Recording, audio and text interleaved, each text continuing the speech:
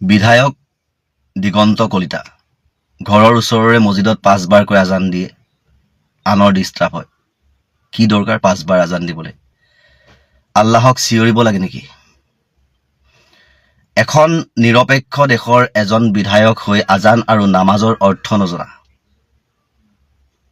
কিয়নো ভাৰতবৰ্ষ হিন্দু মুছলমান সকলোৰে সমান অধিকাৰ আছে। এইখন দেশত সকলোৰে ত্যাগ আছে আৰু সকলো জাতি ধৰ্ম নিৰ্বিশেষে এই দেশৰ হকে যুঁজি শ্বহীদৰ নাম আছে।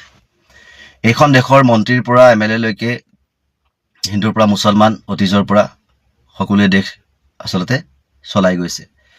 কিন্তু এই চৰকাৰৰ দিনতহে মুছলমানৰ পৰা আচলতে হিন্দুৰ ডিষ্টাৰ্ব হৈছে, হিন্দু অসুৰক্ষিত হৈছে। যি হিন্দুৰ সুৰক্ষাৰ কাৰণে আহিছে চৰকাৰ, আজি 10 বছৰ হ'ল, কিন্তু এই 10 বছৰত হিন্দু এতিয়াও সুৰক্ষিত হোৱা নাই। তাৰ আগত কিন্তু হিন্দু অসুৰক্ষিত নাছিল। যেতিয়া কংগ্ৰেছৰ চৰকাৰ আছিল, বা যেতিয়া কোনোবা মুছলমান ৰাষ্ট্ৰপতি আছিল, বা যেতিয়া কোনোবা মুছলমান প্ৰধানমন্ত্ৰী আছিল, তেতিয়া কিন্তু ভাৰতবৰ্ষ হিন্দুৰ কেতিয়াও অসুৰক্ষিত নাছিলে। কিন্তু এতিয়া ভাৰতবৰ্ষৰ হিন্দু অসুৰক্ষিত হৈছে। কিয় হৈছে? কিয়নো ভাৰতবৰ্ষৰ হিন্দু যদি আছিলে 70%, এতিয়া 80% বাহিৰৰ হিন্দু আহি ভাৰতত দপদপনি লগাই আছে, আৰু সেইকাৰণে আজি বাহিৰৰ হিন্দুৰ কাৰণেই ভাৰতৰ হিন্দু অসুৰক্ষিত হৈছে। কিন্তু আজি অসমত অসমীয়া বুলি ক'লে একাংশই হিন্দুখিনিকহে অসমীয়া বুলি কয়, মুছলমান অসমীয়া নহয়। মানে খিলঞ্জীয়া অতীজৰ যিখিনি মুছলমান সেইখিনি অসমীয়া বুলি নকয়। কিন্তু বাংলাদেশৰ পৰা অহা হিন্দুজনো আজি অসমীয়া হৈ গৈছে। বিহাৰীজনো আজি হিন্দু হ'লে অসমীয়া হয়, মাৰোৱাৰীজনো আজি হিন্দু হ'লে তেওঁ অসমীয়া হয়। কিন্তু খিলঞ্জীয়া হ'লেও মুছলমানজন কিন্তু মুছলমানেই হয়, তেওঁ কেতিয়াও অসমীয়া নহয়। একাংশ হিন্দুত্ব গোলামী মানুহৰ মনৰ কথা কৈ আছো মই। গতিকে সেই বিধায়কজনক কওঁ, দিগন্ত কলিতা, তুমি গাহৰি মাংস খাব নাপায়, কিন্তু বাহিৰত ৰান্ধি খাই পেলাই আকৌ তুমি পেটত মালটো লৈ ভিতৰলৈ যাব পায়। সেয়াই তোমাৰ ধৰ্মৰ কৰ্ম। গতিকে তুমি আনৰ ধৰ্মক আঙুলি টোৱাই কথা নকবা। নামাজ হৈছে মছজিদত মনে মনে পঢ়া 5 বাৰ, দিনটোত 5 বাৰ। সৃষ্টি কৰোঁতাই এই মুছলমান ধৰ্মৰ ওপৰত নামাজ দি পঠাইছে, ঠিক তেনেকৈ হিন্দু ধৰ্মৰ ওপৰতো দিনটোত 3 বাৰ দি পঠাইছে। কিন্তু তুমি এইখিনি ধৰ্মৰ কৰ্ম নকৰাৰ কাৰণে তুমি ডিষ্টাৰ্ব পোৱা আনৰ ধৰ্মক। মোৰ ঘৰৰ কাষতো 5 বাৰ আজান দিয়ে। সেই আজানৰ ধ্বনি শুনিলে এনেকুৱা লাগে যেতিয়া ৰাতিপুৱা খুব টোপনি টানি থাকে, কোনোবাই গৈ মছজিদত আজান দিয়ে, যে তেতিয়া চিন্তা কৰোঁ যে ভগৱান, তুমি সৃষ্টি কৰিছা মানৱ জাতি, আৰু সকলো জাতি বা সকলো জীৱ এই মুহূৰ্তত শুই আছে, কিন্তু তোমালৈ ভয় কৰি সেইজন মানুহেই গৈ তোমাৰ নামত বিচনাৰ পৰা উঠি গৈ মছজিদত মাইকৰ লাউড স্পীকাৰত মুখ লগাই আৰু আন 10 জনক আহ্বান জনাইছে যে মছজিদলৈ আহক, নামাজ পঢ়ক। সেইটো আৰবিত অৰ্থ আছে, মানুহক মছজিদলৈ আহ্বান জনোৱা হয়। আগতে মাইক লগাই আহ্বান জনোৱা নাছিল, আগত জনসংখ্যা নাছিল, যান-জঁট নাছিল, হুলস্থুল নাছিল।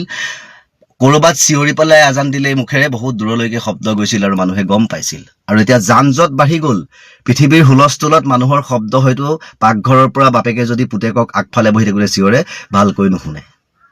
সেইকাৰণে আজানটো মাইকত দিব লগা হয়, আৰু সেই মাইকত দিয়াৰ লগে লগে ৱক্ত মানুহৰ মনত পৰে, সময় মনত পৰে, কোনোবা কৰ্মব্যস্ত থাকে, আজান শুনি মছজিদলৈ ঢাপলি মেলে।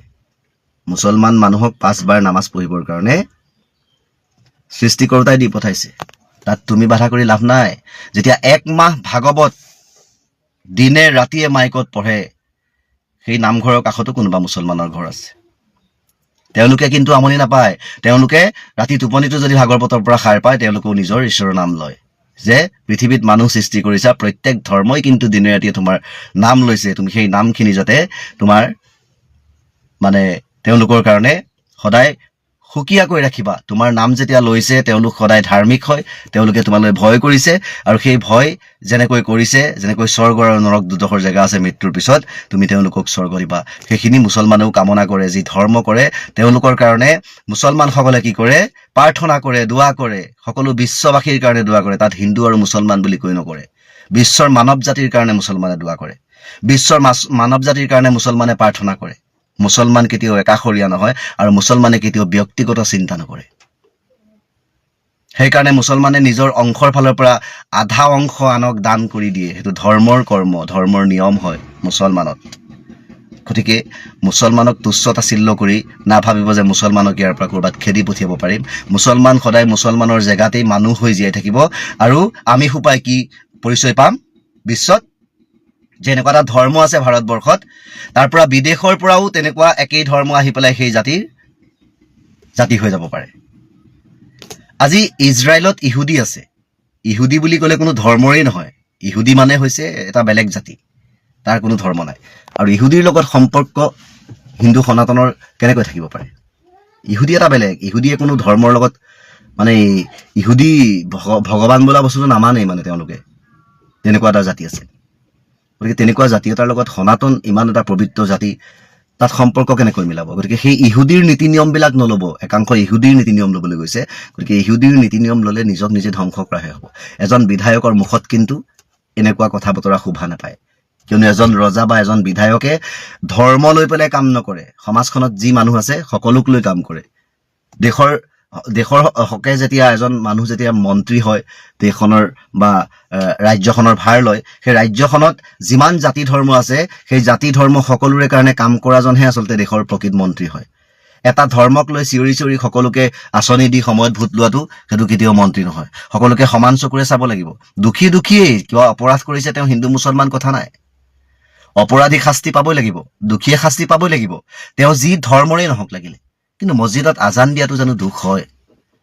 নামঘৰত ভাগৱত পঢ়াটো জানো দুখ হয়? মন্দিৰত টিলিঙা বজোৱাটো জানো দুখ হয়? যদি সেয়া দুখ হয়, সেইবিলাক যদি দুখ বুলি আপোনালোকে ক'বলৈ যায়, তেতিয়া আৰু আপোনালোকে ভাবিব পাৰে যে দেশৰ নেতা, মন্ত্ৰী, প্ৰধানমন্ত্ৰী, মুখ্যমন্ত্ৰী এইবিলাকেই ভগৱান, বাকী আৰু ভগৱান নাই, ধৰ্ম কৰিব নালাগে। আনৰ ডিষ্টাৰ্ব হয়। আনৰ ডিষ্টাৰ্ব, বাকীবোৰ কাম ক'ত আনৰ ডিষ্টাৰ্ব নহয়? আনৰ ডিষ্টাৰ্ব কৰাকে আপোনালোকে কাম কৰা নাই? কৰিছেনে নাই? আজি ৰোডৰ কাষৰ মানুহ ঘৰ যেতিয়া শুৱে, ৰাতি 10টা 12টাতো কেতিয়াবা শুৱে, পুৱাই গাড়ী মটৰ অহা যোৱা কৰি থাকে। তেওঁলোকতো আগত তেনেকুৱা নাছিল। গাড়ী মটৰ যান জঁট বাঢ়ি গ'ল। এতিয়া আপোনালোকে কমাই দিব পাৰিব যে ৰাতি 10টা বজাৰ পৰা গাড়ী মটৰ চলা বন্ধ, মানুহৰ শুবলৈ ডিষ্টাৰ্ব হয়, ৰাস্তাৰ কাষৰ মানুহবোৰ শুব নোৱাৰে? সেইটোতো নোৱাৰে। ট্ৰেইন লাইনৰ কাষৰ মানুহবিলাকৰ অৱস্থা কি অৱস্থা? সেইবিলাকেতো শব্দ প্ৰদূষণ হয়। ক'ৰবাত ডাঙৰ ফেক্টৰী আছে, তাৰ ওচৰত মানুহ শুই আছে, তাতো মানুহৰ ঘৰ দুৱাৰ আছে। ফেক্টৰীটো আগত নাছিলে, নতুনকৈ আহিছে, কিন্তু মানুহৰ ঘৰ আগৰ পৰাই আছে, সেই মানুহৰ ডিষ্টাৰ্ব হোৱা নাই। গতিকে এইবিলাক থাৰ্ড ক্লাছ ফাল্টু কথা কৈ মানুহৰ মাজত বিভ্ৰান্তিৰ সৃষ্টি কৰা একাংশ মূৰ্খ মানুহ দেশৰ নেতা হ'ব বুলি ভবা নাছিলোঁ কেতিয়াও। মানুহ হ'বলৈ শিকক, কিয়নো এই পৃথিৱীৰ আপুনি যে উশাহ লৈ আছে, সেই উশাহ বায়ু হয়, আপুনি দেখা নাই, কিন্তু সেই বায়ুকণো সেই ভগৱানেই দিছে, এইটো মনত ৰাখিব। যদি 2টা বছৰ নন ষ্টপ বৰষুণ নোহোৱা হয়, খাবলৈ নাপায়, মানৱ জাতি শুকাই যাব। সেয়াই বৰষুণো ঈশ্বৰে দিয়া হয়। আপুনি তলৰ পৰা পানী উলিয়াই পৃথিৱী তিয়াই খেতি কৰি খাব নোৱাৰে যদি ভগৱানে বৰষুণ নিদিয়ে। বুজি পালে? মানুহক সৃষ্টি কৰাৰ পিছত, সৃষ্টি কৰাৰ আগত এইখিনি বস্তু পৃথিৱীলৈ পঠিয়াইছে যে মানুহক জীয়াই থাকিবৰ কাৰণে কি কি লাগিব।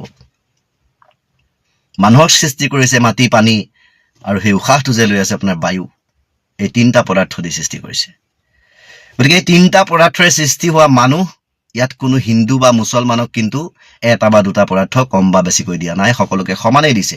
সকলোৱে একেই উশাহ লৈ আছে, একেই অক্সিজেন লৈ আছে। আজি হিন্দুৱে এৰি দিয়া উশাহো মুছলমানে লৈছে, মুছলমানে এৰি দিয়া উশাহো কিন্তু হিন্দুৱে লৈছে। বুজি পালে? এৰি দিওঁতে কাৰ্বন ডাই অক্সাইড হৈ যায়, আৰু তাৰপিছত আকৌ কাৰোবাৰ মুখত গৈ সি অক্সিজেন হৈ সোমাই যায়। গতিকে এই কথাবিলাক কোৱাৰ আগত এই জেগাকণতে আমাৰ অকণমান বস্তু দিয়া আছে, এইকণত অকণমান বস্তু দিয়া আছে, আৰু ইয়াত এটা বস্তু দিয়া আছে। এই 2টা বস্তুৱে মানে মিলি পেলাই চিন্তা চৰ্চা কৰিব পাৰে, মন আৰু মগজু। এই বস্তু 2টা খটাই পেলাই কিছুমান মন্তব্য কৰাৰ আগত খটাই পেলাই মন্তব্যটো কৰিব, তেতিয়া আচলতে ভুল মন্তব্য নোলায়, আৰু কাৰোবাৰ মুখত তুচ্ছ তাচ্ছিল্য হ'বও নালাগে। গতিকে এখন ভদ্ৰ সমাজত ভদ্ৰ মানুহৰ দৰে জীয়াই থাকক, আৰু ভদ্ৰ হৈ জীয়াই থাকিবলৈ দিয়ক। বাহিৰৰ পৰা হিন্দু গোটাই অসমীয়া জাতি মজবুত কৰিব নালাগে।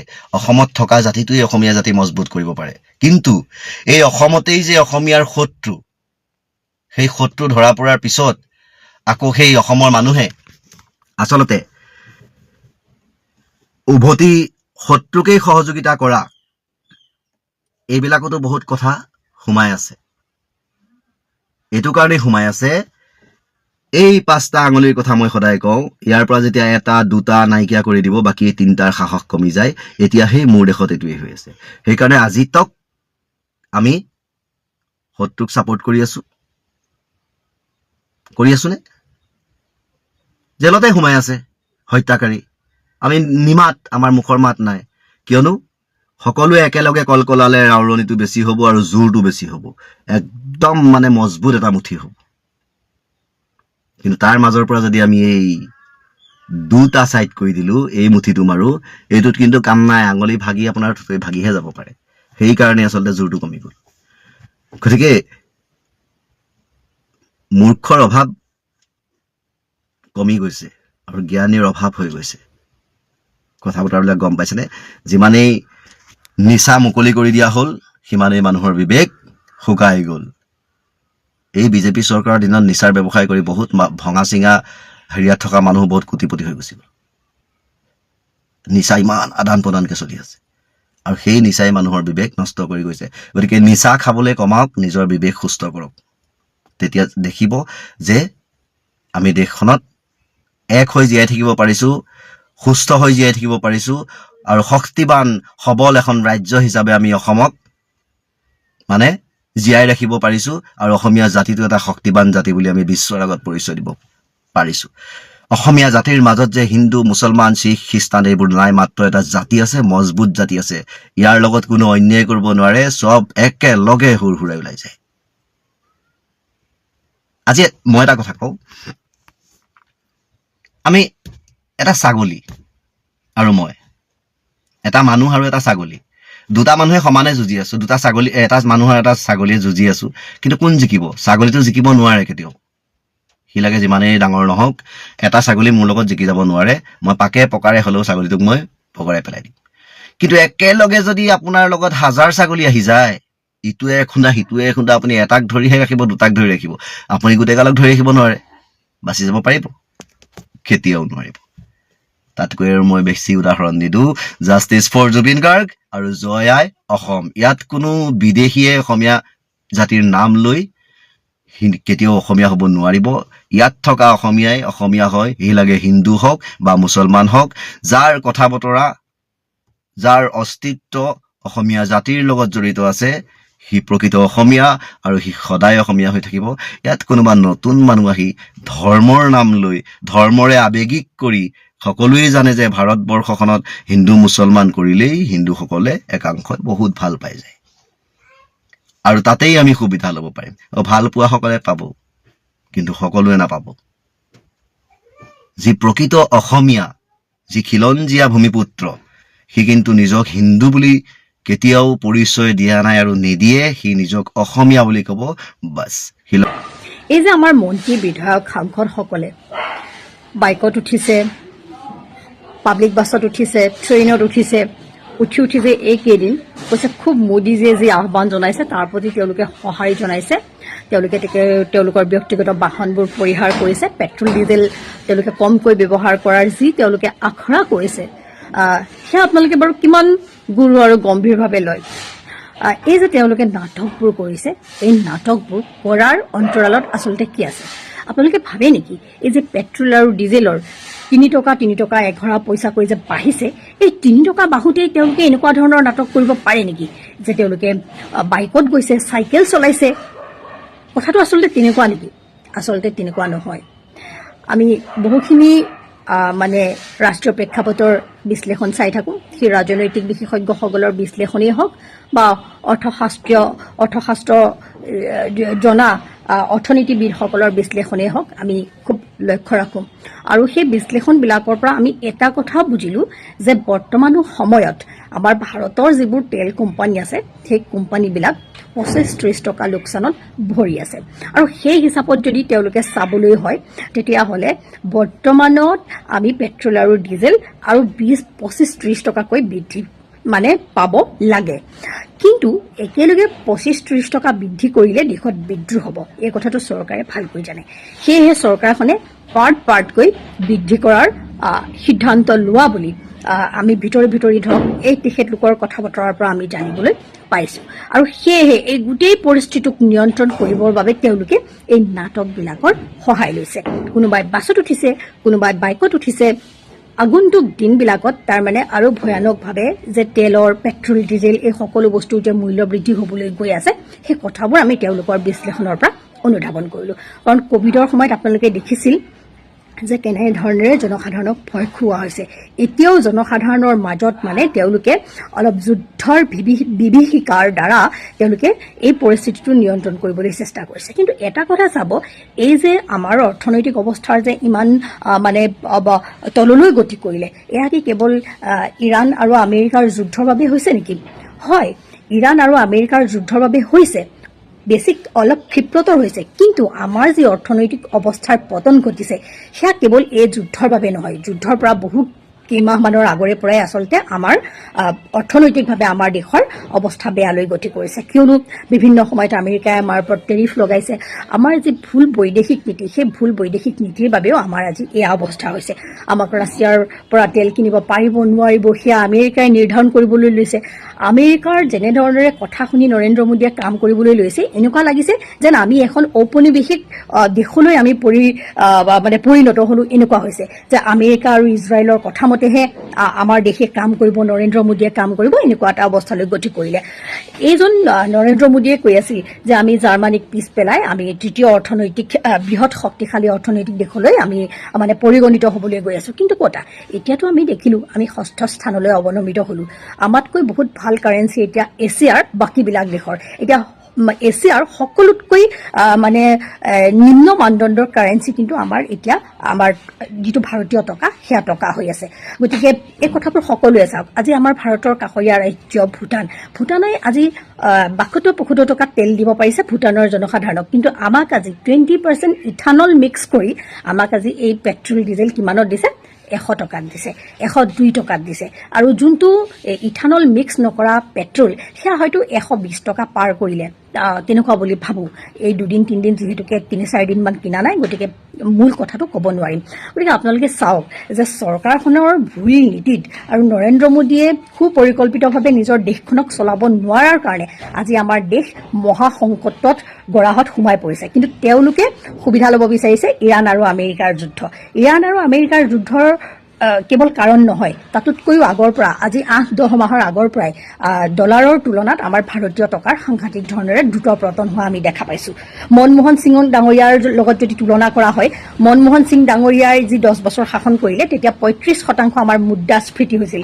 কিন্তু তাৰ তুলনাত যোৱা 12টা বছৰত মোদী চাহাবে যি শাসন কৰিলে তাত 57% মুদ্ৰাস্ফীতি হোৱা আমি দেখা পালোঁ।